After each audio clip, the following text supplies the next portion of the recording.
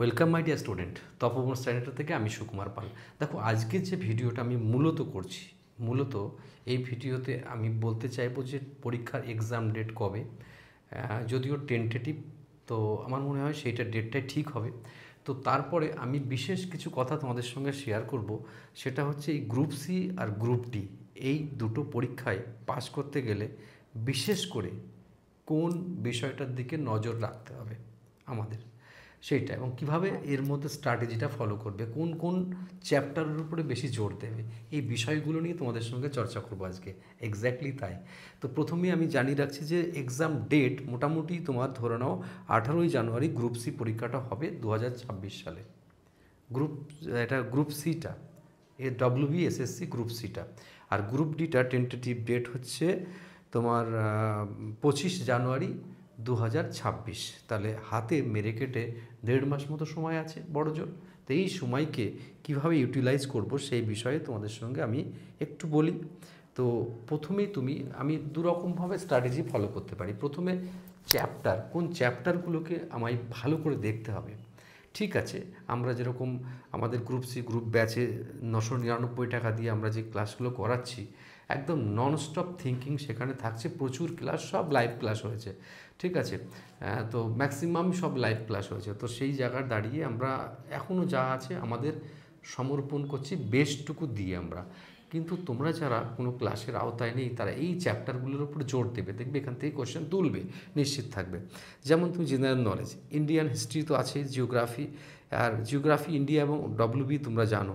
আর তাছাড়া Indian constitution, polity, freedom movement, ঠিক আছে, আর important days, books and author, awards, environment আর কম্পিউটার অ্যাওয়ারনেস, এইগুলোর উপরে জোর দেবে। আরও অনেক কিছু আছে, আমি অত কিছু বললাম না এই ফান্ডামেন্টাল জিকের মধ্যে। এবার কারেন্ট অ্যাফেয়ার্সের মধ্যে লাস্ট 6 মান্থ, এটা কিন্তু মাথায় রাখবে, বেশি ইম্পর্ট্যান্ট।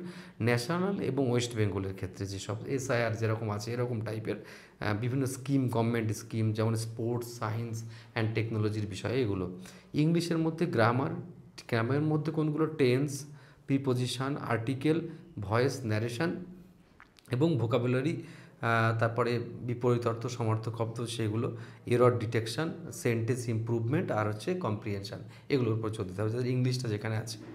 আর অ্যারিথমেটিকের উপরে সিম্পলিফিকেশনটা খুব ইম্পর্ট্যান্ট, আর হচ্ছে পার্সেন্টেজ, প্রফিট অ্যান্ড লস, আর ratio proportion, simple interest, compound interest, আর টাইম অ্যান্ড ওয়ার্ক, আর হচ্ছে time and distance, average, mensuration, আর হচ্ছে LCM, HCF, এইগুলো বেশি ইম্পর্ট্যান্ট চ্যাপ্টার আমার ভিউতে।